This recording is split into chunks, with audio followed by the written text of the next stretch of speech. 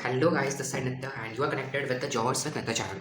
सो आज का टॉपिक काफ़ी ज़्यादा मिस्टीरियस, काफ़ी ज़्यादा एक्साइटिंग होने वाला है बिकॉज आज हम समझने वाले हैं gaseous hypothesis by Kant. Immanuel Kant एक बहुत बड़े जियोफिजिस्ट हुए थे, जियोलॉजिस्ट थे। उन्होंने गैशियस हाइपोथेसिस की थ्योरी रखी थी क्या एक्सप्लेन करने के लिए origin of solar system.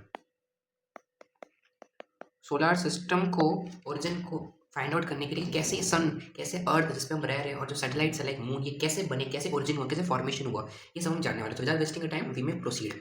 So this is the slide that today we have to discuss. But ये एक स्लाइड समझने के लिए हमें कुछ बेसिक्स को समझना पड़ेगा। ओके, सो इमानुएल कांट जी ने एक गैशियस हाइपोथेसिस दिया था। गैशियस हाइपोथेसिस वर्ड सुनने से ही लग रहा है कि कुछ गैस जैसा होगा, राइट? तो गैस जैसी ही बात है। इन्होंने सबसे पहला रखा था, जैसे कि हम स्टेज वाइज प्रोसेस समझेंगे इसका। पहला जो इनका प्रोसेस था वो एक्सप्लेन करता है कि एक प्राइमोर्डियल गैशियस मास था, मतलब एक गैशियस क्लाउड था। गैस से बना हुआ एक क्लाउड यूनिवर्स के अंदर ऑलरेडी प्रेजेंट था, उसके अंदर बहुत सारे पार्टिकल्स थे। Okay, so a vast cloud of gas फिल्स the space. अब जो उस गैस के अंदर कुछ पार्टिकल्स थे, डस्ट पार्टिकल्स ले लो, यूनिवर्स के कुछ एस्टेरॉइड्स से छोटे मोटे पार्टिकल्स ले लो, तो उन्होंने कहा कि जो उनकी जो ग्रेविटी थी पार्टिकल्स की, जो ग्रेविटेशनल फोर्स होता है, इसकी वजह से जो पार्टिकल्स थे वो एक दूसरे के अंदर कोलाइड होने लग गए, दूसरे के अंदर मतलब टकराने लग गए।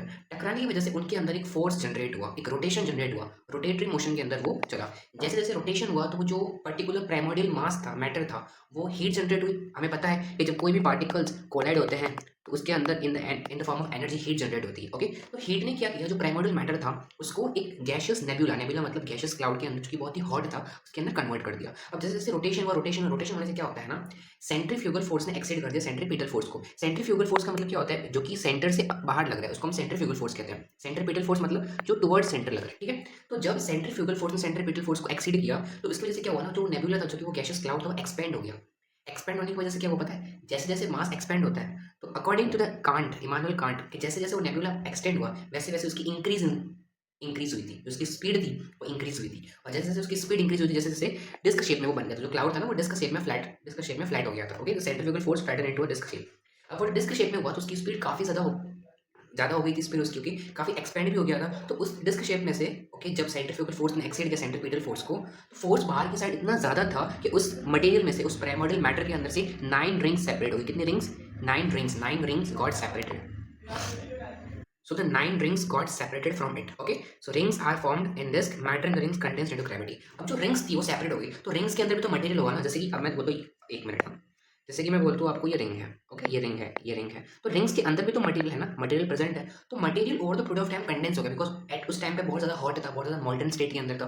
तो with the period of time जो मटेरियल था वो कंडेंस हो गया, और कंडेंस हो गया तो वो सन के आसपास चक्कर काटने लगा एक अपने रिवॉल्यूशन फॉर्मेट के अंदर। तो जो न्यूक्लियस था, ये जो न्यूक्लियस आप देख रहे हो, ओके, जो कि वो मटेरियल, जो गैशियस नेबुलर क्लाउड था, उसके आसपास रिंग्स तो क्रिएट हो गई, 9 रिंग्स टोटल क्रिएट होती 9। ओके, और जो न्यूक्लियस था वो सन बन गया।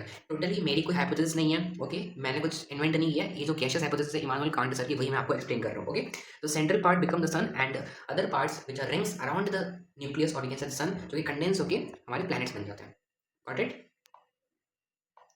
और उन्होंने कहा सेम वे के अंदर, सेम इसी वे के अंदर जो प्लैनेट्स है उसके आसपास जो सैटेलाइट्स है, लाइक अर्थ के सैटेलाइट मून हो गई, उनकी भी फॉर्मेशन सेम प्रोसेस से ही हुई है कहीं ना कहीं। ओके, तो this is the basic theory, this is the basic hypothesis that we have discuss so far. अब इसका सिग्निफिकेंस कैसे को, वर्ल्ड के अंदर सबसे पहले जिन्होंने सोलर सिस्टम के बारे में एक थ्योरी रखी थी, इसके अंदर काफ़ी गलती है, काफ़ी शॉर्टकमिंग्स करके हम देखेंगे, क्योंकि इन्होंने रखी थी first scientist attempt to explain the origin of solar system. Second, इन्होंने सन का फॉर्मेशन भी बताया, प्लैनेट्स का फॉर्मेशन भी बताया, सैटेलाइट्स का फॉर्मेशन भी बताया। लाइक सन न्यूक्लियस हो गया, आसपास हो गए उनके प्लैनेट्स, और प्लैनेट्स के सेम प्रोसेस से प्लैनेट्स के आसपास भी उनकी सैटेलाइट्स बन गई।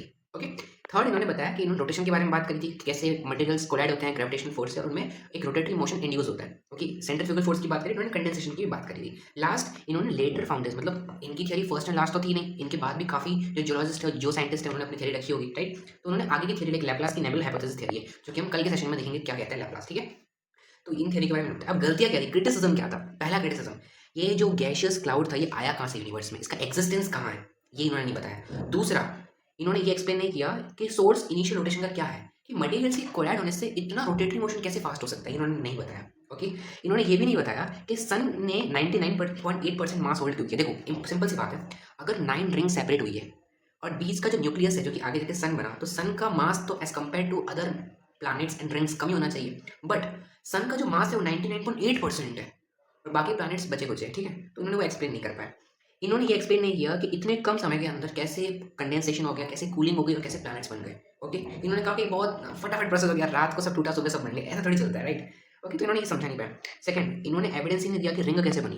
इन्होंने सिंपल कह दिया नेबुला घूम रहा था, घूमते घूमते रिंग्स निकल गई। इन्होंने कुछ एविडेंस नहीं दिया कि किस एविडेंस के बेसिस पे हम कह सकते हैं कि रिंग सेपरेट होगी, बस मन गढ़ंत बातें। Okay, last but not the least, इन्होंने ये भी नहीं कहा जैसे अर्थ के अराउंड इतने सारे प्लैनेट्स रिवॉल्व कर रहे हैं, राइट, एक अपने ऑर्बिट के अंदर, तो इन्होंने ये भी एक्सप्लेन नहीं किया कि क्यों ये प्लैनेट्स एक परफेक्ट प्लेन के अंदर रिवॉल्व कर रहे हैं।